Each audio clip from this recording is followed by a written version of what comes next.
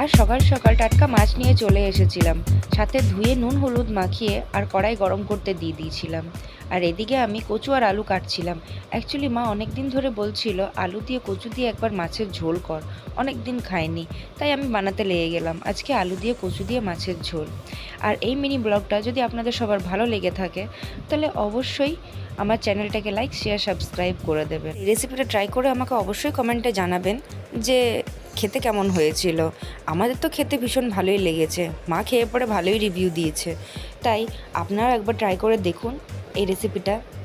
গরম হয়ে গেছে আর আমি মাছগুলোকে ফটাফট ছেড়ে দিয়েছি, আবার কাটাকুটিতে লেগে গেছি। পেঁয়াজটা কাটা বাকি ছিল, তাই চটপট পেঁয়াজটাকেও ঝটপট করে কেটে নিলাম। আর এদিকে টমেটোটাও কেটে নিলাম, কেন কি এটার মধ্যে পেঁয়াজ টমেটো সব কিছুই পড়বে, আমি সব কিছু দিয়েই রান্নাটা করব। এবার মাছগুলো ভাজা হয়ে গেছে, মাছগুলোকে তুলে নিয়ে ওই সেম কড়াইয়ের তেলের মধ্যে একটু পাঁচফোড়ন দেওয়ার পরে আলু আর কচুটাকেও দিয়ে দিলাম। যখন একটু লাল লাল হয়ে গেল এই কচুটার আলুটা ভাজা, এর মধ্যেই আমি পেঁয়াজটাকেও দিয়ে দেবো।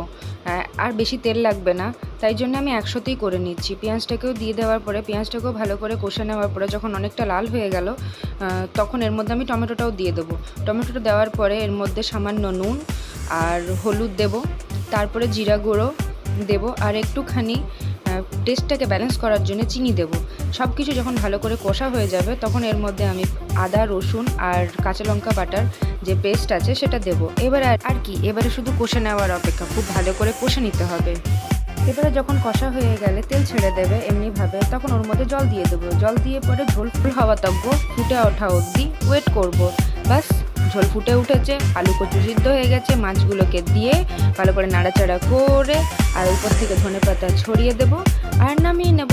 তো আমার রেডি হয়ে গেল আলু কচু দিয়ে মাছের ঝোল।